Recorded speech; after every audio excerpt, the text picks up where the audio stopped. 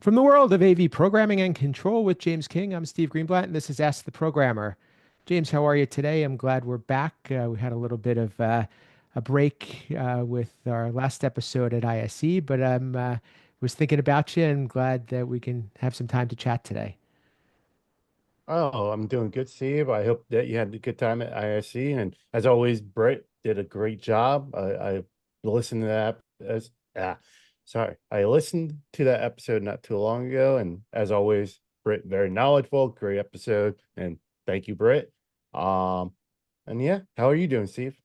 I'm doing okay. I'm actually came back with a little bug from ISE, which I think a lot of people did, but working through it, and hopefully my voice is going to hold up today. And but excited to have a conversation and for you and I to catch up a bit. One of the things that we've seen in the news, and we're recording this in the beginning of 2025, is that it was a surprise at the end of last year that Q-SYS was acquired by Acuity, and it's something that was kind of a head scratcher for people, and I think we're starting to see now. Some of the results of that and some of the why behind it. And one of those things is it is uh, a more of an interest in on their part to kind of merge um, building control, which seems to be what Acuity specializes in, to with the QSYS's uh, uh, expertise in with users in rooms, and this is a topic that if you had been in the industry 10 or more years ago was kind of a hot thing that the AV industry was trying to get more involved in building controls. And, some of us had dipped our toes in it and got some experience and had some good and bad outcomes, but it never really turned into what we expected it to be. So I guess, I thought maybe we'd chat a little bit about is now the right time and what is what's changed between now and then that this might be something that we'll see uh, either clients have more interest in or more of a demand for it. Those are great questions. I would say probably what we see driving this is, I'm going to say this, Hollywood. Movies, TV shows make it, they glamour, all these systems interconnected and everything is working seamlessly. I mean, years ago, I think I was in middle school, maybe high school years ago. There was a Disney show called Smart House that came out. And it was this whole house knew everything that was going on in there. It knew the food levels, all that stuff. Disney movie as Disney does. It has a twist, blah, blah, blah, all that stuff. So I think we see it in our daily lives. We see it on TV shows. We see it in movies. And we're like, we want that. We want the Minority Report. We want, again, put X here, whatever the new flavor of the week is. So that's really what I think is the driving force for this is Hollywood. Interesting. I I like your take on it because it's kind of like, t telling that story of what you can have and like being futuristic and seeing everything work together. But I guess what you're saying is that in theory it's great, in application it may be not so great or maybe more challenging than people think or may not really be what you want. Kind of speaks to everything being automated and then finding out that when you actually go to use it, over automation kind of gets in the way. That, and I would say, at least in my thoughts here, is the biggest concern comes down to, and it always comes down to everything we do, is who owns it. So if there's a problem, who owns it? I'm gonna Right. go quote a good person I've talked to, very smart person, well known in the industry, and it was a different topic. It was about standard with AV over IP technology, and he brought up of, well, we had a standard and everyone talked about it, and then two companies' products didn't talk to each other. Whose problem is it? He's like, it's a person who answers the phone. And he's like, I answer the phone. My company answers the phone. So it's now my problem. Same here with AV. Okay, let's sit here and think about, okay, what boiled down the building control down to a simple of high vac system. Okay, the temperature is not correct in a room. Very simple in your thinking, but high vac systems are very complicated. I know nothing about high vac systems. But who's the users going to call when the temp room's too hot or too cold? They're going to call the people who answer the phone. Who answer the phone? IT help desk and AV, because we are the face of support. So now it's our problem. We have to take that ball and we either, okay, we know nothing about high vac systems and have to get facility folks in to work on it, but we still are the ones receiving that call. We are receiving more workload because we are the ones who are answering the phones. We are the ones who are seen out in public because we're in the rooms helping users, being that face of the tech field side. So people are just going to call us. Yeah, I'll add to that too, in that it's can be awfully hard to troubleshoot when you don't own the system and when you aren't the one that has set it up or programmed it, and you kind of have all you have is maybe some connection points, and either it works or it doesn't work, and then what do you do when there's a problem? Um, Going one step further, you know, to your point about owning it, there's also some accountability there. And not only are you the one that's taking the calls, but you can be held liable if something doesn't work. Perhaps a room gets too hot or too cold, and it causes something, either a person or equipment or something in the room to go awry. That there's some accountability there that needs to be considered. You have to be able to turn lights on. You have to be able to Yeah. have access to mass communications if that's part of this. There are certain aspects of a building that you can't really afford to have a bug. Yeah. And right there, you cannot afford to have a bug. Let's let's go a little more serious on this with building control and management in AV. Because I know at least some of my AV systems always have this on. I'm sure our programmers are very used or familiar with this. Fire control. That's a life safety device. I highly doubt any AV programmer wants to touch fire control, but we do get a response from the fire system to mute our audio so people can hear the alarm. Great sense. But what if that doesn't work? Or what if the AV system sends a short through and actually hinders the fire alarm system?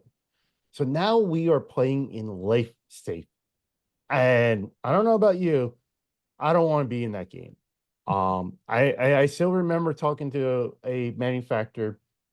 Um, I will leave name and product out of here so you can't identify them.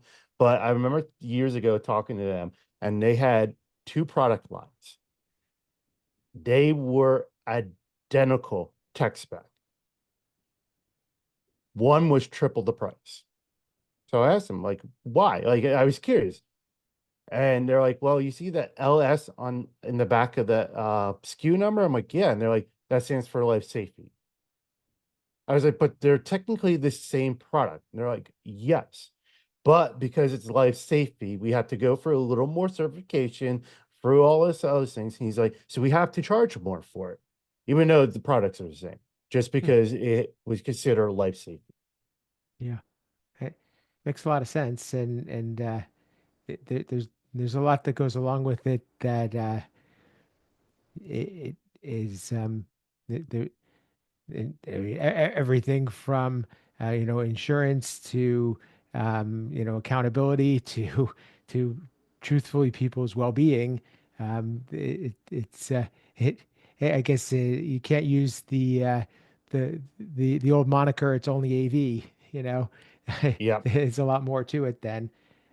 But And kind of, that's a great point. Oh, sorry to cut you off there, see, but I think you brought up a great point. And anyone who's been following me long enough knows I talk security. And that's another thing. Like, okay, life safety, we talked about that. The ownership, we talked about that. But let's even take, security. We saw years ago the Target hack that where people's credit cards numbers were stolen. That came through a high-vac system, that interconnection. Now, when we build these interconnection of building controls and stuff, you have more points of entry. So to kind of give you a scenario, think about when you build let's say we're building a building. Usually building, you're going to have four sides. Let's just say four sides of this building. You put a door on the front side. You have one point of entrance that you are monitoring. If you put a door on the back, now you have two. You put a door on either side, three, both sides, four. So now you're increasing where you have to monitor for point of entry into your building physically. Let's do that virtually now. If a person can come in through the AV system, because our AV is on the network now, that's a point of entry. Our high-vac system, that's a point of entry. Our points of sales, that's a point of entry. Email, that's a point of entry. We're just putting more and more points of entries into our ecosystem, into our enterprise that needs to be monitored. That's why security, cybersecurity is such a big field right now because there are so many points of entry. And now the person doesn't need to be physically there. They can do it from anywhere in the world. I I appreciate all of that, and I think that those are excellent points. And it's again not something to take lightly because it's one thing that if you can't have your meeting, it's another thing if you can't control the fundamental aspects of being in a space, and those things are shouldn't be taken lightly. I kind of want to turn this on its side and just say, if we could get some of these things under control, and if there were solutions for the those items that we discussed, what could the benefits be? What could this vision be that and is it something that would be worth pursuing for a client? We as AV professionals can pitch it all we want, but it has to be something a client will see value in Yeah. and say that this is something that they want, and that's always been a thing. I remember many years ago that along with building control, we talked about energy management, and we were talking about let's turn off products that don't need to be on. Let's be more energy efficient. Let's be more mindful of the environment and energy usage. But it's something that costs money to do. It's something that is a nice to have, but if a client is has no interest in it and it's not something that's important to them, then honestly, we're pushing, up a hill that isn't worth going. Yeah, that's why we got to talk about the negative, and we also got to talk about the positive. Everyone can talk about the positive on, having that full control, that one pane of glass to see everything, see how many people are in a room, see what the temperature are in rooms, and you know make those controls. Oh, I know you have a meeting at this time. I'm going to dial up your team call or your Zoom call. Oh, I see that you're doing a class on the brain. Let's, here's that video that you looked at. Like, let's even say some AI into that too. So you can really start getting some cool features, cool benefits, that allow us to live our lives a little easier. That's what really technology came about, was to make humans' lives easier. Like the computer came out to speed up work so we can spend more time, doing other things. What do? We spend more time on the computer now. Um, so that's really what the technology is going to do. It just, we're going to be ingrained in it no matter where we go. We all live with our phones in our pocket, smart devices on our wrists.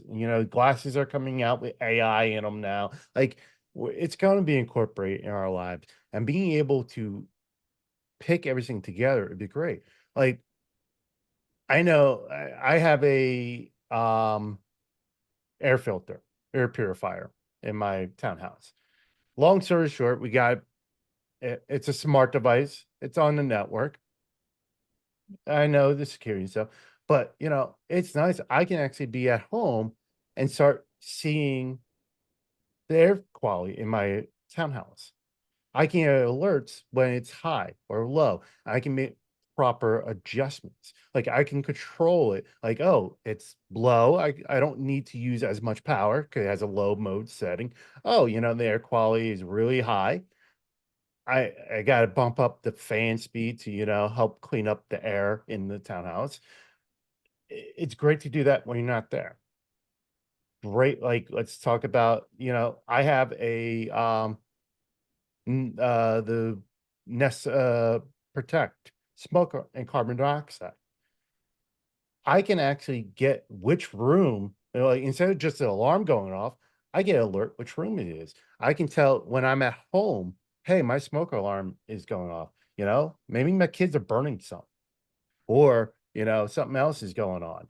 So it's nice to be able to get those alerts. Like a prime example, another one was the Ring doorbell I have. Um, I was out. My whole family, we were out. There was a guy who was coming to work on our townhouse roof for leaks. Sounds weird here in the desert, but we do get rain, and our place was leaking. So he was out there working on. I had no clue he was coming. He never talked with me. There was a storm coming in. Um, I'm out, and all of a sudden I get a notification on my ring. So I answer it, and they're like, "You have someone working on your roof." I'm like, "Okay, I didn't know he was there." Well, his ladder fell down. Now he's stuck on the roof. I'm like, "Okay, I'm not at home. I don't know what you want me to do about that, but this is like how we can stay connected." Um, so having that portal, that all connected, knowing like what's going on in our building. So like AV wise, hey, did our projectors just blow? Oh, wait, we're seeing power surges in this area. We should be mindful of what's going on. Let's try to protect our equipment. Oh, wait, this room is completely empty, but the projector's on. Let's turn it off. Like, all that stuff is great. And I think, I don't know if you heard it yet, Steve, but Uncle Richie did a real good job on State of Control with the two guests, kind of talking about I'm trying to remember. It's like, the control systems used to be, we tell our users, hit this button, like, I'll use a classroom, power on, it turns on the projector, burn down the shades, it's, do all the, turn off the lights, whatever you want. The button is what triggers it. We programmed the button to trigger this. It was a human interaction, but now we can make all our systems. Say, like, okay, the room booking system, which it could be owned by AV or may not be owned by AV. In a higher ed, room booking is owned by registrar. They put in that, hey, this room is going to be used. The AV system gets a trigger from the room booking system to say, hey, there's going to be people in this room. Let's fire up the system. So it's ready for them when they walk in. Like, now it's no longer human interaction, it's system interaction. systems talking to each other so that us humans can have a more comfortable and better experience. And I think that very well put and very, very great, excellent summary. I think one of the things that I heard was that there's a lot of value in having the tools to do monitoring and be able to have access to the information and choose how and when you want to act on it. But then as, as you said, went on to say is that, having the systems talk to each other in the background to be able to negotiate and to give you a better experience. And I think that that's essentially what um, the idea of building control is intended to be, and we just have to see it more in practice where it doesn't incur some of the challenges that we had mentioned earlier on in the conversation, or some of the fears, let's say, so that the potential can be great in some regard as long as it's looked at through the right lens, it sounds like. Yes, look at for the right lens. And I think why AV is talking about this is we are in the prime spot for this because a lot of the stuff we talked about in the beginning, the cons of all this ownership, all that stuff, is we've already kind of went over that bridge when we joined with IT. I won't go the whole AV is IT. Like I know that's a always a going on battle, but during that we learned quickly about security.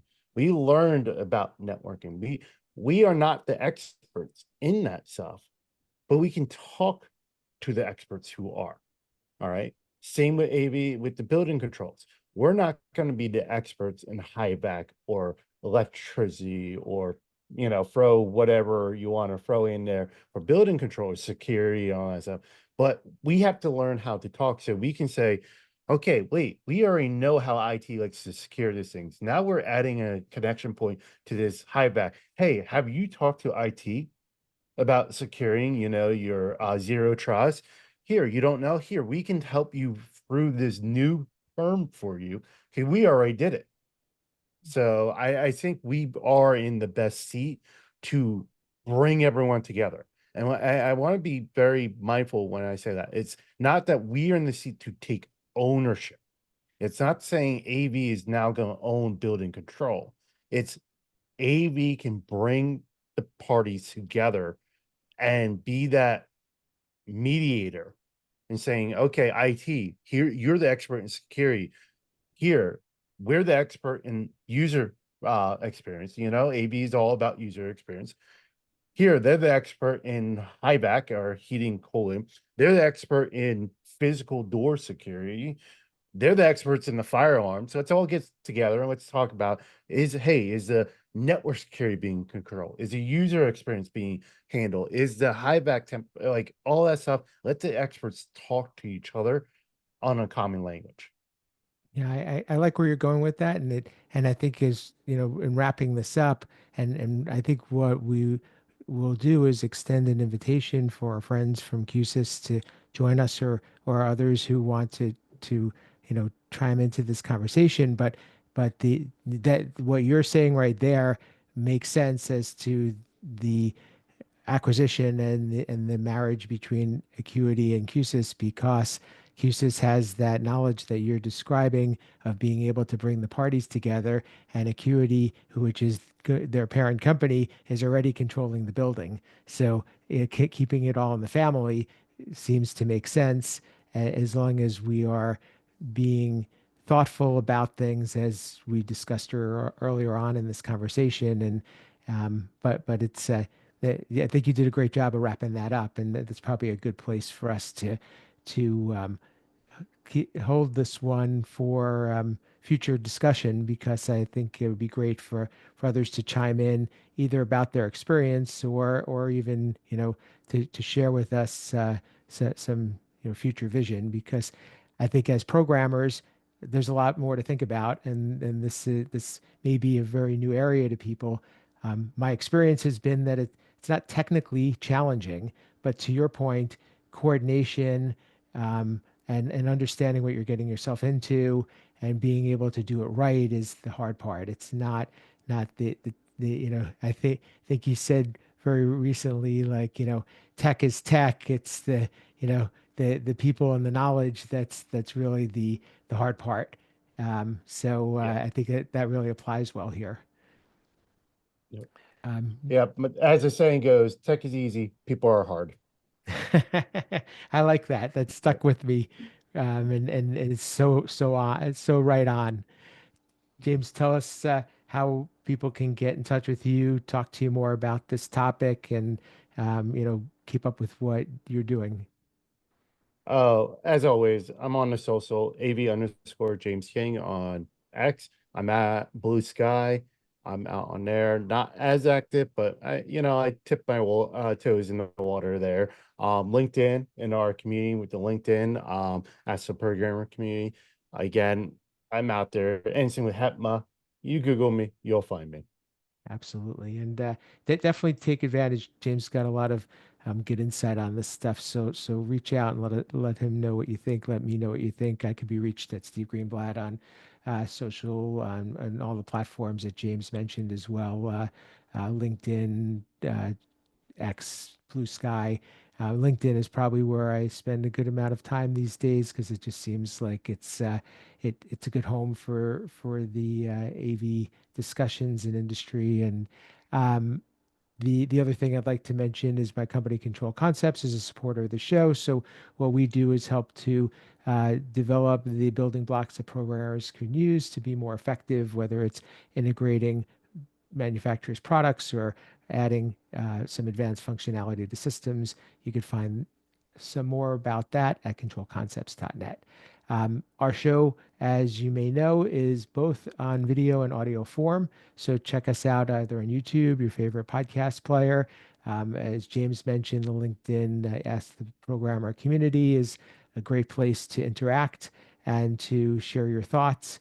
And I think it would be great if we could have a follow-up conversation here and see where this goes moving forward, because it's an interesting topic that is worthy of future discussion.